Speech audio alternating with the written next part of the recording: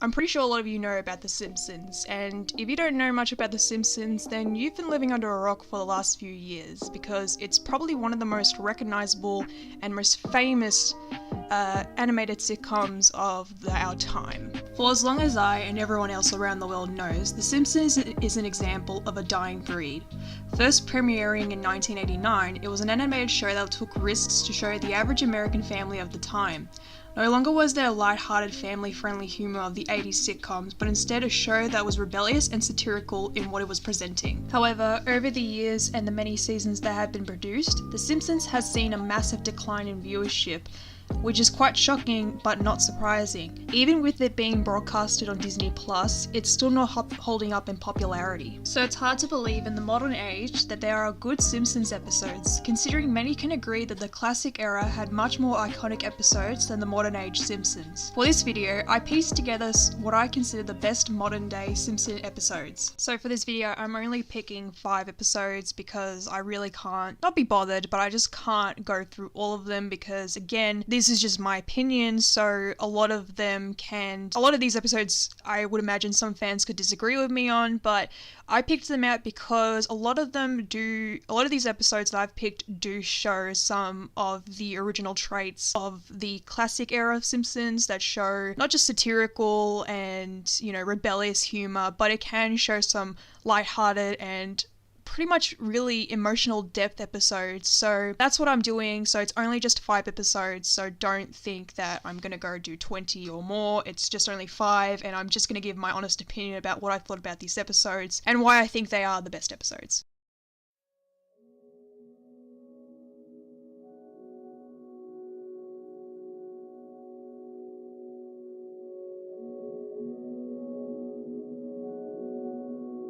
Barthood is one of those episodes that kind of surprised me with what was shown. The episode is a parody of the film Boyhood. However, it feels less like a parody and more of what The Simpsons in the future would be. The episode follows Bart growing up through different stages of his life, while also being in the shadow of Lisa's success. I'm sure this episode has been talked to death about, but I found myself being interested in what life for Bart would be like if he was growing up. It also shows the complicated relationship with Homer, Bart and Lisa. For example, Homer trying to bond with Bart fails as Homer doesn't try hard enough to take him camping or even be a good father. Lisa, it shows how Lisa is gradually making Bart feel overshadowed with her successes and achievements, which towards the end of the episode, Lisa is able to tell Bart how much potential he has as an artist. I like the depths this episode goes, such as the relationship between Grandpa and Bart, and how much Grandpa influences Bart. This episode was able to highlight a lot about jealousy, neglect, and the growth of the characters. There are still some jokes in the episode, and even seeing some of the kids as teenagers is really interesting, but generally, it's a nice episode to watch.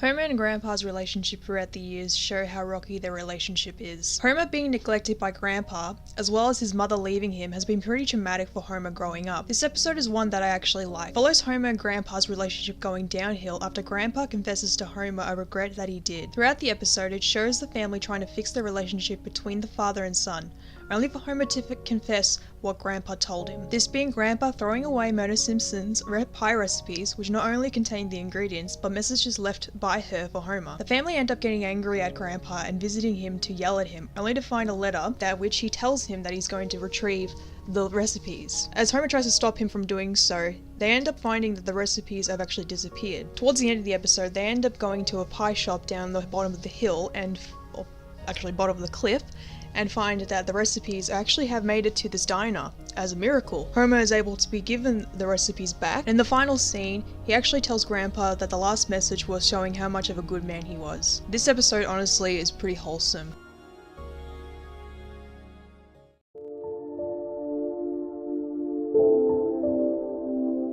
This episode is fairly simple. The family leave Homer behind with the family dog, Santa's little helper. However, Homer is distracted by a game and ignores the dog, with the family coming home thinking he's run away. When they do find him, we see Homer being distant with the dog, until Grandpa mentions Bongo, to which Homer is upset about. Grandpa goes into detail about Bongo being Homer's first pet and that they did everything together. However, after Bongo bites Mr. Burns, young Homer and Grandpa take Bongo to a new home, which has Homer become incredibly sad. This episode is actually pretty sad, showing the innocence of childhood being destroyed when something you truly love is taken away. In the end, Homer finds out that Bongo had kept his shirt. The ending is bittersweet, with Homer, Grandpa, and Santa's little helper sleeping on the couch and Homer dreaming of him and Bongo again. This one is definitely a must-watch.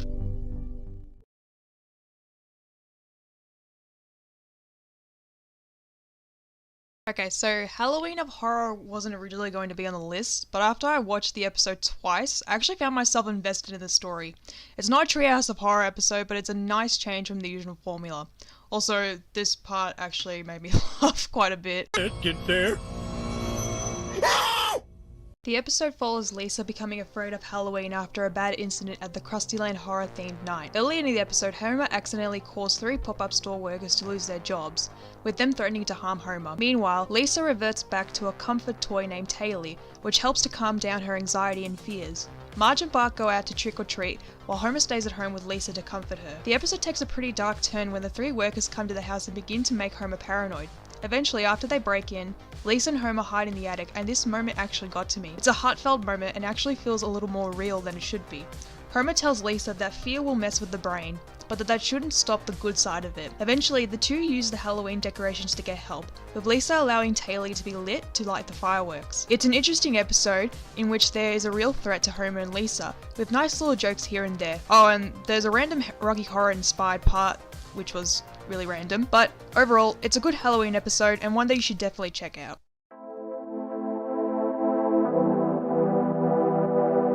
This episode has been discussed by other YouTubers, so I won't get into too much detail. After Lisa and Bart voice their concern for Marge and Homer's relationship, they suggest that both of them should go to a retreat to reconnect. While driving, Homer and Marge get stranded in the woods and begin to show a loving and wholesome relationship, as well as being able to work together. Both of them lose their clothes and find shelter in the wilderness. Both Marge and Homer work together to survive in the wilderness, even with the cold environment, and yet the two of them are able to show love and comfort in their situation. Even in the event of a dangerous situation, both of them are able to protect each other, showing how strong their bond is. Both Homer and Marge definitely care about each other, and there's no blame between the two of them for the mistakes they make. I like this episode as it never cuts to a B plot. It just shows the relationship between Homer and Marge. It made me feel very pleased and satisfied to see how this episode was executed, and the ending was very beautiful. It's definitely one that has made season 33 a unique season in the last few years. Unlike other Homer and Marge episodes, this one's definitely really different.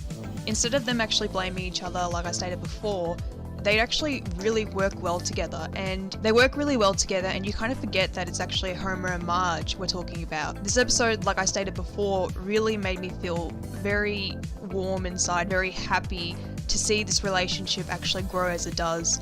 And as other YouTubers have actually pointed out, it's definitely one of those episodes that stands out. I could go on about season 33, but honestly, I think that's for another time. It's definitely one of those episodes that makes you think about a Simpsons renaissance happening. And I mean, just look at that ending. It's a perfect way to end the episode. You know, cutting back to the other characters, just Homer and Marge enjoying themselves. This wasn't an easy list to compile. I had to watch all the episodes on Disney Plus, and it was time consuming, but these episodes are among my favourites so far. I know more episodes have come out, and with season 34 looking very promising, I can see myself enjoying The Simpsons again. I think this comes to executive producer Matt Selman, who has definitely changed The Simpsons over the years. Rather than trying to have The Simpsons be with the new trends or anything like that, it's taken a turn to become meta in a way, and it has the fans become excited with what has been happening. I will always hold The Simpsons close to my heart. It's one of those shows I look at with fondness and inspiration as someone who is interested in writing stories and creating new ones. I'm glad it's taken this route rather than going down a spiral. That's not to say there isn't bad Simpsons episodes, but generally, with the way things are going, it's possible that The Simpsons might have a new generation of fans soon in the future. So thank you guys for watching this video. I actually had wanted this one to come out pretty much around October, like Halloween. That didn't happen. I was busy with a lot of things, and so yeah, I had a lot of uni to look forward to. I've completed it now, but I am going to go back studying pretty much next year. But during this time, while I've got my break and while I'm working, I really want to work on other videos. Yeah, that's pretty much what I want. I'm not focused on just certain things. Like, I like a lot of topics. I think I've expressed in the past that I want to do other topics besides just like true crime. There might be some true crime videos coming. I definitely want to talk about things that I think from like childhood or television shows. Yeah, and a lot of this is, I know it's all been done in the past, but I generally just want to do it in my own way and just kind of do it in my way where I just explain it to, like, in my own personal way, my own personal experience, sorry. Yeah, so thanks for watching the video. I will hopefully upload another one soon. Bye.